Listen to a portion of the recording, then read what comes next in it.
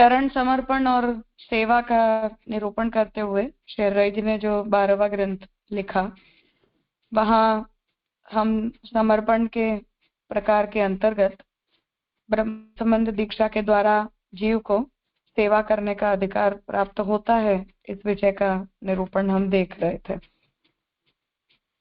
वहां 25वीं कारिका तक हमने ये बात देखी कि ब्रह्म संबंध लेने के द्वारा हमारे देह, जीव आदि की शुद्धि होती है और शुद्ध हो जाने पर भगवत सेवा में विनियोग करने की हमारे अंदर योग्यता आती है।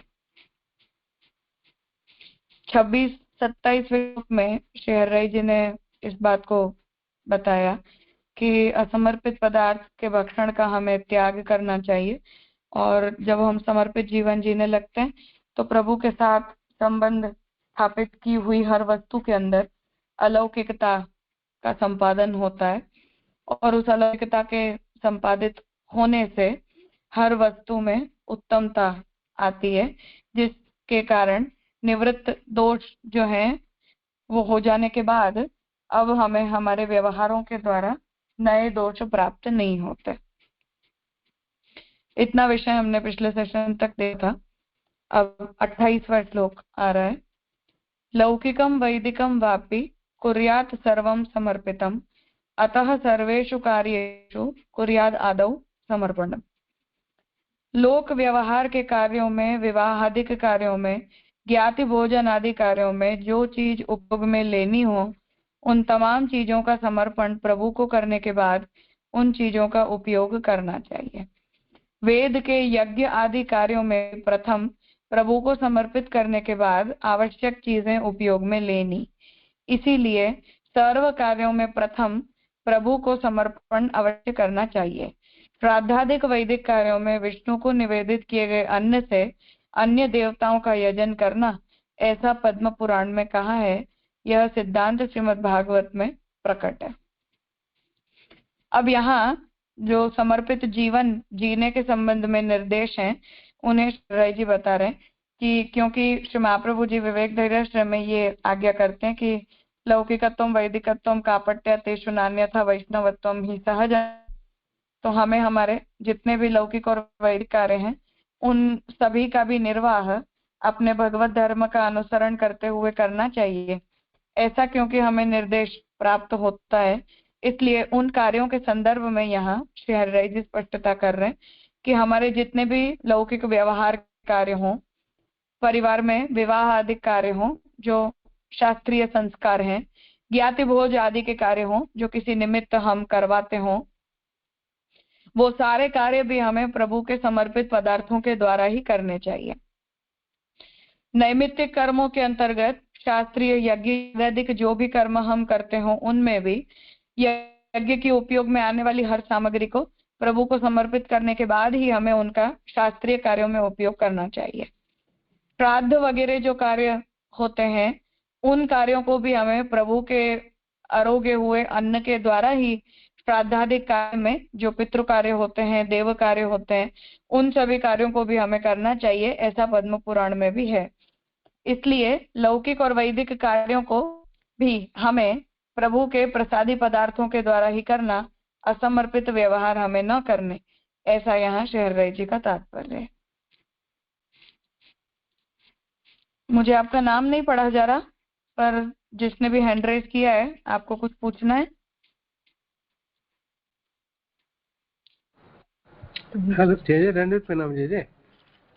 हाँ कहिए। दुष्यंत भाई?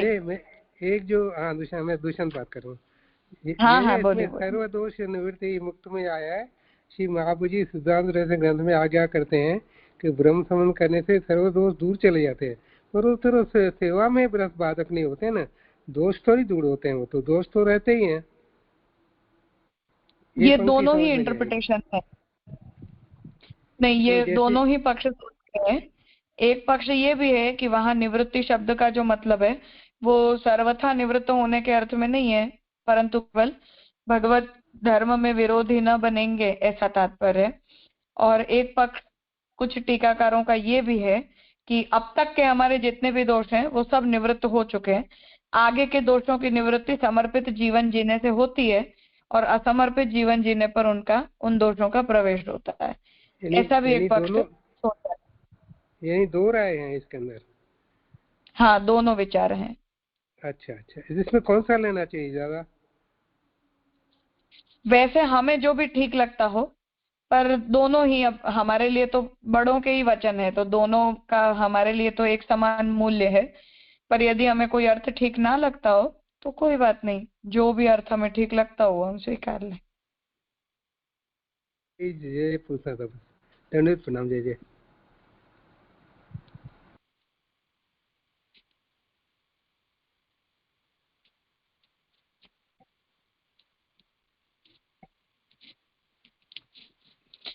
यथा समर्पणे योग्यं यत्तथा तत् समर्पयेत्, यज्ञादिषु विवाहादौ प्रदर्श्य निखिलं हरेः, गृहीत्वैव तदादेशं पश्चात् कार्याणि साधयेत्।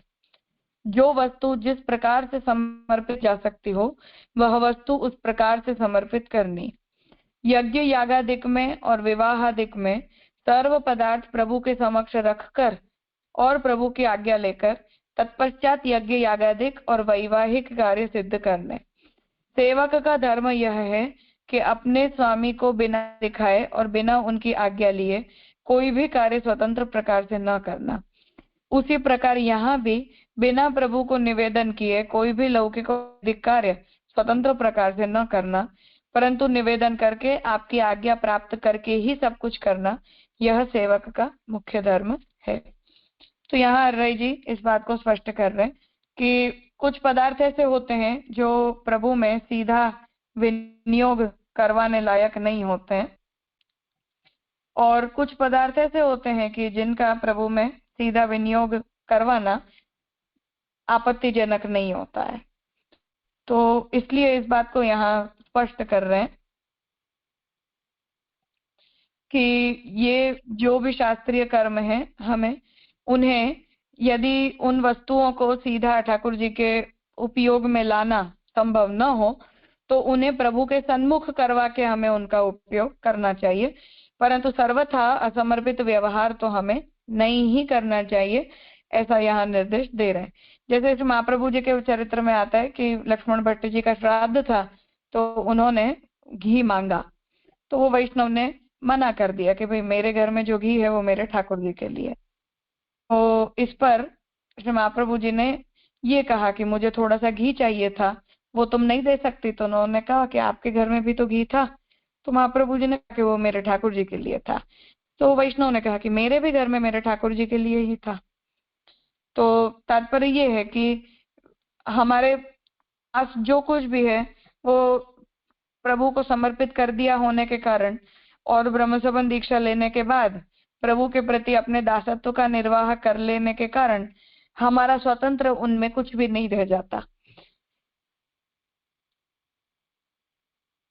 इसलिए भावनात्मक रूप से भी हमारे अंदर ये सामर्थ्य नहीं कि हम प्रभु की आज्ञा लिए बिना कोई व्यवहार करें, और सैद्धांतिक रूप से भी किसी सेवक को यह अधिकार ही नहीं होता कि वो अपने स्वामी की आज्ञा लिए बिना किसी भी प्रकार का छोटे से छोटा या बड़े से बड़ा व्यवहार भी करे। इसलिए हम अपने यहाँ देखें तो फूल वगैरह हैं तो ठाकुर जी की माला के प्रसादी फूलों का उपयोग किया जाता है। जो भी भोग पधराने की वस्तुएं होती हैं वो ठाकुर जी को अरोगा के फिर उनका उपयोग किया जाता है। कंकु, अक्षत, घी आदि जो पदार्थ हैं वो भी ठाकुर जी के यथा संभव हो तो एक बार उनमें से प्रभु का के लिए उपयोग हो जाए, फिर हम शेष पदार्थों को प्रसादी मानकर उनका अपने अपने कार्यों में यथा योग्य उपयोग करें। ज्ञाति भोज जैसे जो बड़े प्रसंग हैं जिनमें सब सामग्री का विनियोग ठाकुर जी में कर पाना संभव न हो तो वहां उसके कुछ अंश को समर्पित किया जाए और फिर बड़े जो पदार्थ हैं उनके अंदर उन्हें मिलाकर उन्हें प्रसादी मान लिया जाए, ऐसा व्यवहार होता है। 56 भोग को अब बहुत विकृत रूप में हम देखने लग गए हैं और उसी प्रकार से उसे प्रदर्शित भी किया जाता है, पर पहले जब अरोगाया जाता था तब वहां विशेष उत्सवों के अतिरिक्त भावना ये होती थी कि जब भी हमारे घर में कोई लौकिक प्रसंग आए तब सामान्यतया भी इतने सारे जो व्यवहार हमें करने उनके लिए विशेष रस्सी, मिठाई, सामग्री वगैरह बनती ही है, तो उनका विनियोग ठाकुर जी को हमारे घर में जो भी लौकिक प्रसंग आया है उसके पूर्व 56 भोग धराकर करवाया जाता था। तो अब उसकी उसकी प्रकार बदल गया, उसकी भावना बदल गई, लोगों की दृष्टि में उसका विचार बदल गया। पर तात्पर्य यही था कि ऐसे बड़े प्रसंगों को भी हम प्रभु के प्रसादी पदार्थों से करें। ठाकुर जी को हम अपने उत्सव में या अपने पारिवारिक जो कार्य है उसके अंदर हम प्रभु को का समावेश करें, प्रभु को बड़े जानकर उनके प्रति समर्पित करके हम हमारे व्यवहारों का शुभारंभ करें। ये सारी भावनाएं उसके साथ जुड़ी हुई थी, जिसे यहाँ हरिराय जी हमें बताना चाह रहे हैं। अर्थात एक घास का तिनका भी हम असमर्पित यूज ना करें किसी भी कार्य में, ऐसा श्री हरिराय जी वस्तुतः हमें बताना चाह रहे हैं। तो सेवक होने के नाते ये हमारी मर्यादा का उल्लंघन बने कि हमने प्रभु से आज्ञा नहीं ली। तो जहां आज्ञा लेनी है वहां आज्ञा ली जाए, जहां सीधा विनियोग संभव है वहां विनियोग करवाया जाए, ज्यादा क्रम में वहां थोड़े का विनियोग करवा के बड़े पदार्थों में उन्हें मिला दिया जाए। ऐसा यथासंभव जो कुछ भी है वो व्यवहार हमें समर्पित करके फिर अपने लौकिक या वैदिक कार्यों को करना, ऐसा श्री हरिराय जी हमें यहाँ बता रहे हैं। हाँ मास्टर जी, कुछ पूछना था?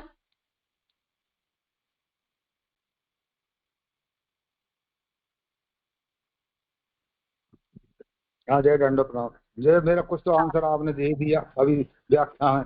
मैं जो आपने पहले बताया था कि विवाह आदि कार्य में जो अपन को ज्यादा सामग्री लगती है तो सबको सन्मुख नहीं कराने के बजाय आपने दे दिया उसका आंसर।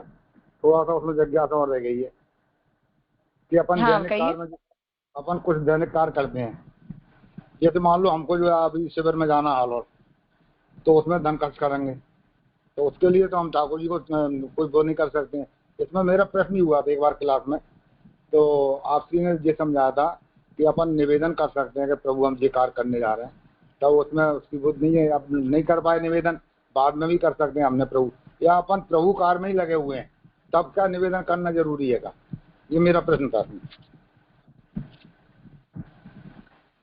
हाँ, वहाँ तात्पर्य ये है कि ऐसे कार्यों में निवेदन की तो कोई आवश्यकता नहीं होती है, क्योंकि जो निवेदन हम जो कार्य के लिए हम कर रहे हैं वो कार्य प्रभु संबंधी कार्य है। परंतु कि हम प्रभु को छोड़कर कुछ दिनों के लिए जा रहे हैं या मानो प्रभु को पधरा कर जा रहे हैं, तब तो कोई बात ही नहीं है। पर प्रभु को हम घर में छोड़कर, सेवा छोड़कर हम किसी विशेष कार्यवश अपने घर से बाहर जा रहे हैं, तो उस स्थिति में ठाकुर जी की आज्ञा लेना ये एक बार के लिए हमारा कर्तव्य बनता है, तो वो हमें कर लेना चाहिए कि हम इस हेतु से इस कार्य के लिए जा रहे हैं और जल्दी ही वापस आकर सेवा में तत्पर होंगे, ऐसा निवेदन हमें करना चाहिए। जैसा हम घर परिवार में देखते हैं कि हम घर से बाहर जाते हैं तो परिवार के लोगों को बता कर जाते हैं कि हम इतने दिन जा रहे हैं, फिर वापस लौटेंगे। ये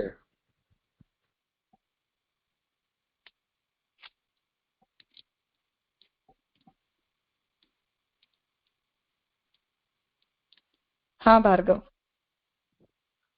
प्रणाम राजा। राजा, ये जो आपने जो एक एग्जांपल दिया जो घी के प्रसंग का, तो उसमें से मुझे क्वेश्चन हो रहा है कि हमने आगे देखा था कि हरिराय जी इसे आज्ञा करते हैं कि अगर कोई वैष्णव को कुछ जरूरत हो तो उसको हेल्प करना चाहिए हमें।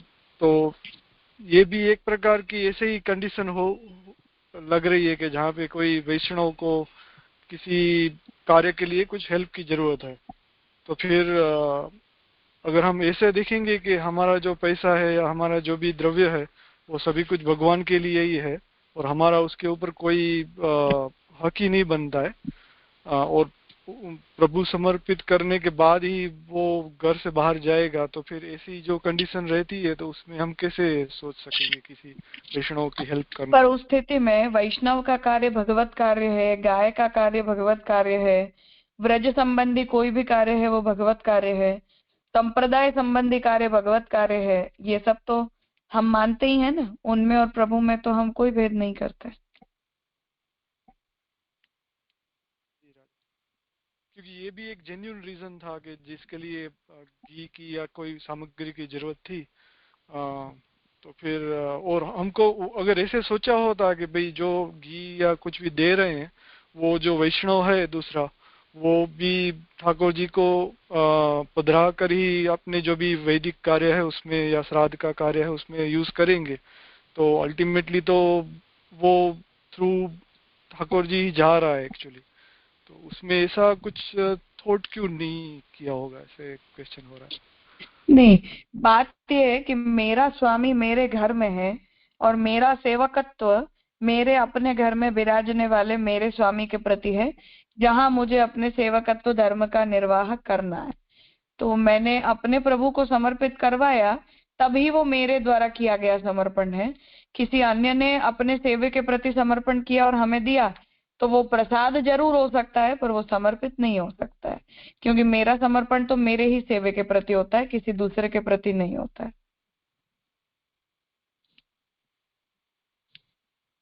जी राजा। हाँ,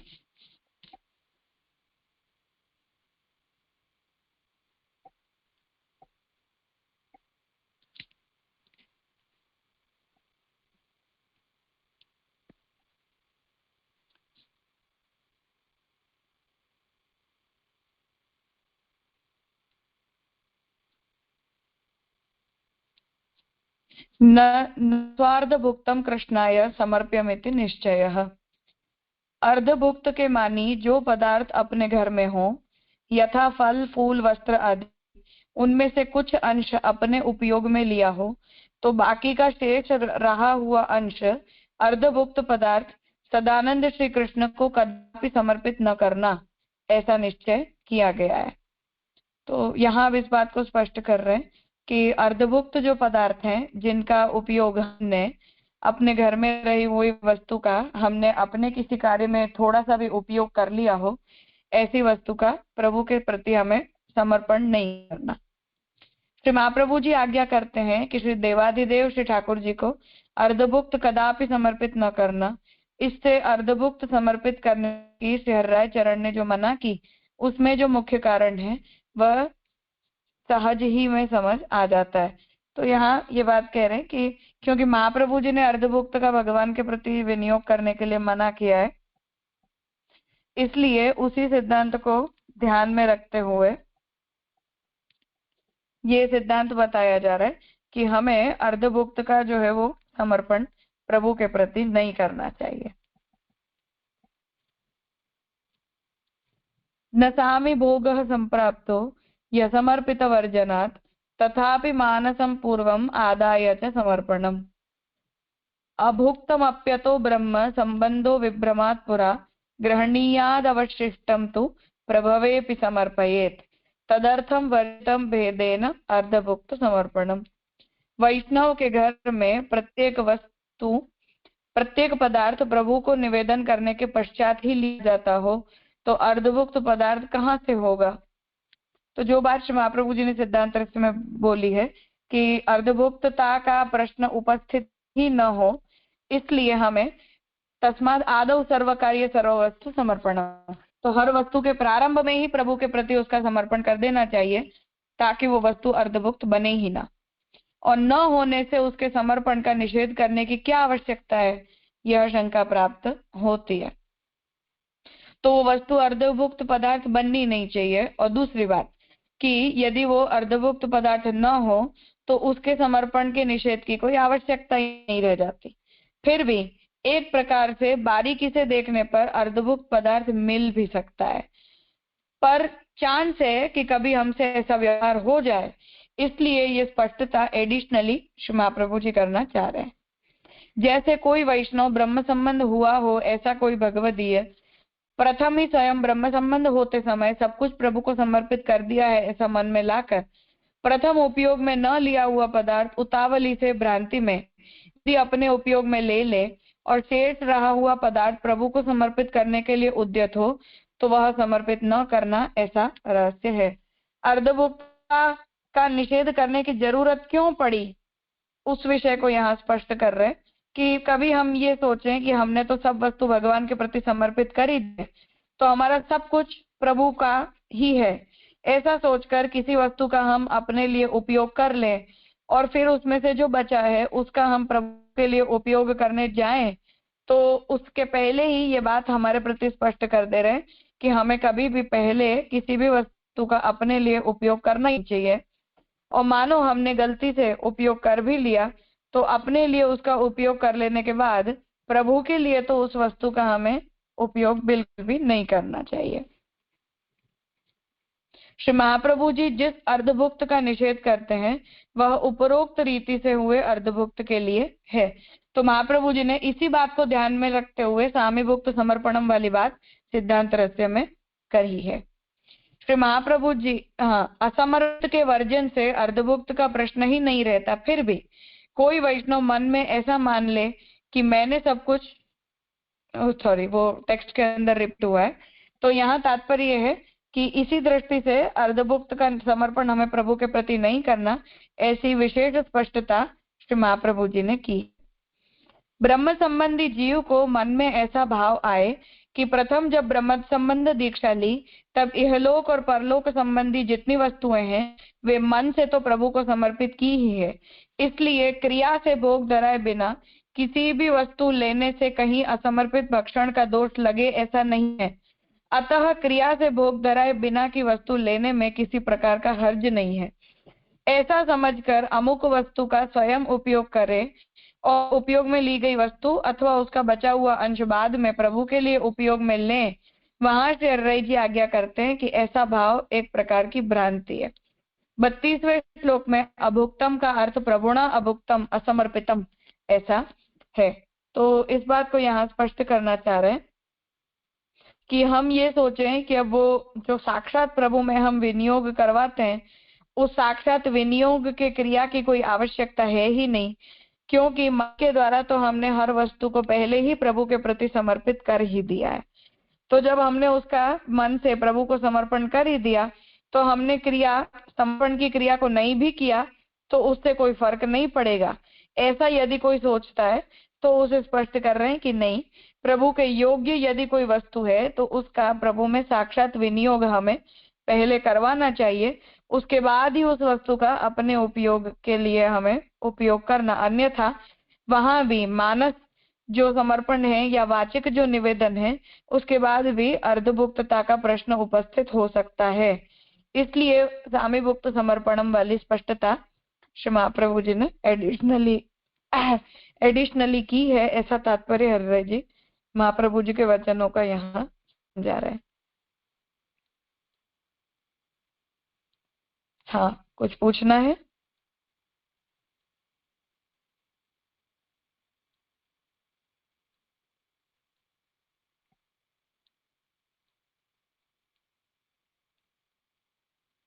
हाँ बोलो। हाँ नमस्कार राजा। हाँ। जब हम अधिवासन करते हैं जैसे जो कंकु अक्षर आदि करते हैं तो हमारे स्पेसिफिकली नहीं है अधिवासन कहते हैं क्योंकि हमें जो कंकु अक्षर चाहिए तो आपकी आवाज मुझे स्पष्ट सुनाई नहीं दे रही है, बीच बीच में आवाज स्लो हो जा रहा है और क्लियर नहीं हो रहा है।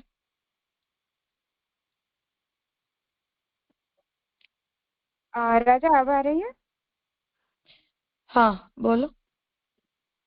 हाँ तो हम जैसे अधिवासन जब करते हैं, जब जैसे हिंडोरा है, डोल है आदि में, तो वो कंकु अक्षत आदि यूज करते हैं या भोग धरते हैं मिश्री का ऐसा कुछ, तो वो हम अपने यूज के लिए नहीं लेते हैं पर फिर भी वो ठाकुर जी के भंडार में से ही लेते हैं, तो वहां पर भी हम आज्ञा लेकर ही करेंगे ना वो? हाँ, जहाँ तक कंकु अक्षत की बात है तो ठाकुर जी के तिलक के लिए जो कंकु अक्षत होते हैं उन्हीं का उस कार्य में उपयोग होता है कि वो हम अल्टीमेटली कर रहे हैं उसकी स्थान शुद्धि के लिए, अर्थात ठाकुर जी का ही उपयोग वहां हम सोच रहे हैं। और जो दूसरी बात है प्रसाद की, वो इसलिए क्योंकि वहां उन देवताओं का आवाहन करके और फिर उनके द्वारा हम वहां उस वस्तु में उनकी प्रतिष्ठा करके ठाकुर जी के योग्य उस स्थान को हम बनाते हैं स्थान शुद्धि की दृष्टि से, इसलिए उसके भोग का प्रसाद हम नहीं लेते। पर कंकु अक्षत जो है वो तो ठाकुर जी के उपयोग के जो है उन्हीं का उसमें यूज होता है।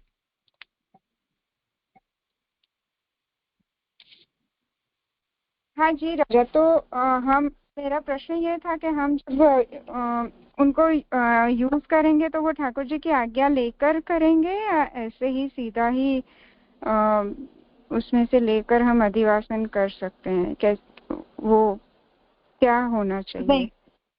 नहीं, वहां ऐसे कोई फॉर्मल आज्ञा की आवश्यकता नहीं है, क्योंकि प्रभु का ही कार्य है और फिर अल्टीमेटली उसका उपयोग ठाकुर जी स्वयं ही करेंगे, तो इसलिए वहां उसमें कोई आपत्तिजनक बात नहीं है। हाँ जी राजा, समझ आया। दंडवत प्रणाम राजा। मतलब उसकी जो फलश्रुति है वो अल्टीमेटली ठाकुर जी के लिए ही है, हमने अपने लिए उसमें कुछ किया ऐसा वहां नहीं है, तो ठीक है।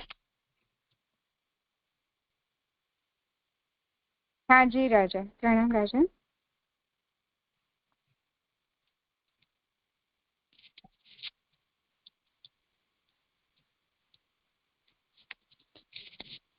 ठीक है, तो आज का विषय यहाँ रखते हैं, आगे का विषय कल करेंगे।